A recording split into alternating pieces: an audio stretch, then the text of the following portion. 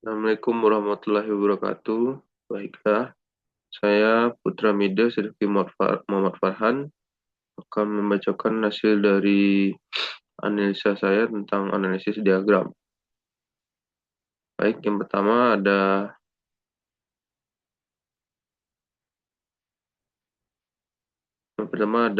gambar utama itu tentang informasi sistem dan komponen parts.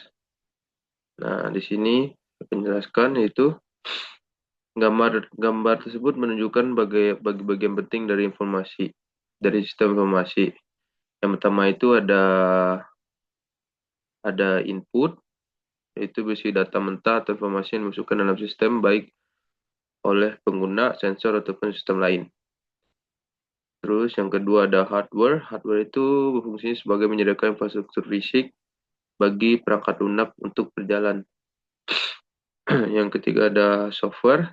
Software itu berguna untuk inti dari sistem informasi yang menjalankan logika bisnis dan mengolah data input menjadi output. Yang keempat ada people. People itu sebagai pihak yang berinteraksi dengan sistem, seperti end user, admin, atau developer. Yang kelima ada data. Data itu berfungsi sebagai bahan mentah yang diproses menjadi informasi. Yang keenam ada prosedur. Prosedur itu berfungsi sebagai aturan dan panduan yang mengatur pengguna sistem. Yang terakhir ada output. Output ini adalah informasi yang dihasilkan oleh sistem setelah proses. Nah, dalam RPL semua komponen ini sangat penting dalam fase analisis kebutuhan, desain sistem, dan implementasi. Jadi kesimpulannya, gambar ini menggambarkan bagaimana informasi terdiri dari 6 komponen, yaitu hardware, software, people, data, prosedur, input atau output. Dalam konteks rekayasa perangkat lunak, seluruh komponen tersebut harus dianalisis dan dirancang secara sistematis untuk memastikan sistem memenuhi kebutuhan pengguna, berjalan efektif, serta mudah dipelihara dan dikembangkan. Gambar yang kedua ada tentang sistem boundary, lawannya automatic boundary. Nah, di sini dia pada diagram itu menggambarkan dua bagian penting, yaitu sistem boundary atau batas seluruhan sistem, bisa manual atau otomatis. Yang kedua ada automatic boundary atau batas integritas dilakukan oleh komputer. Dalam relevansi RPL, pertama itu menentukan skop pengembangan. Yang kedua mengidentifikasi proses manual yang bisa diotomatisasi. Yang ketiga ada digunakan saat recruitment engineering dan sistem desain. Pada gambar tersebut, sistem boundary berdefinisi menunjukkan cakupan secara keseluruhan sistem, baik bagian yang dilakukan secara manual maupun otomatis. Tugas-tugasnya ada tugas secara manual ataupun otomatis juga.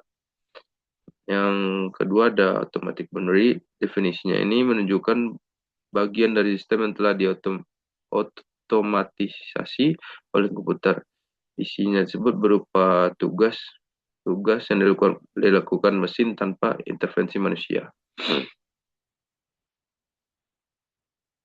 Nah, pada kesimpulan dari gambar tersebut, membantu tim membedakan antara proses manual dan proses yang dapat diotomatisasi menjadi dasar dalam menyusun arsitektur sistem dan alokasi tugas selama proses pengembangan, menyediakan paduan atau efisiensi penghemat biaya dan pengalaman yang pengguna lebih baik. Pada gambar yang ketiga itu berupa activity diagram simbol. Pada gambar ini mempunyai tujuan yaitu sebagai proses bisnis atau alur kerja secara sistematis dari awal hingga akhir. Pada gambar ini terdapat beberapa simbol-simbol. Yang pertama itu ada starting atau ending activity, itu titik mulai dan selesai proses. Kedua ada activity atau proses atau tindakan. Yang ketiga ada transition arrow sebagai menunjukkan alur. Yang keempat ada decision node, keputusan yang bercabang, itu bisa dipilih yes atau no. Yang kelima ada synchronization bar atau parallel split dan join. Yang keenam ada swim lane atau pembagian berdasarkan peranan atau aktor. Pada gambar yang tadi, gambar diagram simbol, itu memiliki kelebihan dan kekurangan. Yang pertama kelebihannya itu visualisasi yang mudah dipahami. Yang kedua menunjukkan paralelisme dan sinkronisasi proses. Yang ketiga membantu dalam identifikasi titik-titik kritis dalam pengambilan keputusan. Dan kekurangan ini bisa menjadi kompleks jika prosesnya sangat rumit, tidak menunjukkan detail proses pada level yang rinci. Kita lanjut pada gambar yang keempat, itu tentang activity diagram that model a workflow.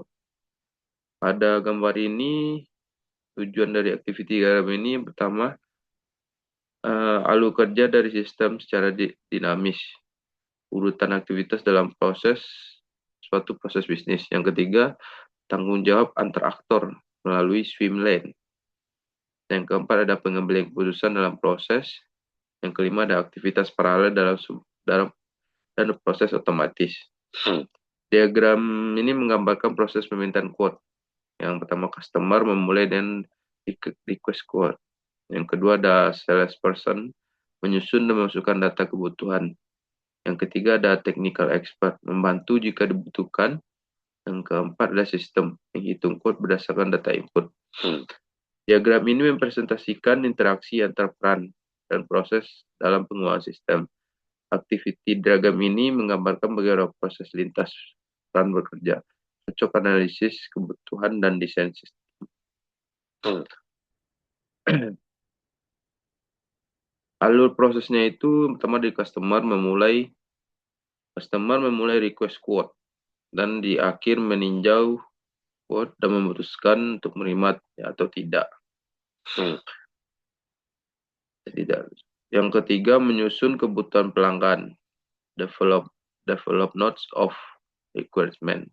Jika diperlukan, maka minta bantuan teknis, memasukkan data ke dalam sistem, selanjutnya dalam sistem teknik. Selanjutnya mengecek kebutuhan teknis. Nah, selanjutnya jika diminta juga ikut masukkan dalam sistem. Nah, di sistem melakukan perhitungan quote berdasarkan data yang diinput. Simbol-simbol yang digunakan di sini ada lingkaran hitam, itu bermakna sebagai starting activity. Itu ada juga yang bentuk oval, itu activity process. Terus ada yang bentuk belah ketupat, itu decision node, yes atau no yang tadi. Terus ada yang tanda panah. Tanda panah ini berisi tentang transisi antar aktivitas. Terus ada lingkaran dengan lingkaran dalam yang dan luar, itu sebagai end activity atau selesai. Kesimpulan dari diagram ini, konsep requirement analysis ini perannya menyusun alur proses bisnis dan sistem dari kebutuhan pengguna. Yang kedua ada sistem desain atau UML. Peran diagram ini membantu desainer sistem dalam memahami interaksi antar peran.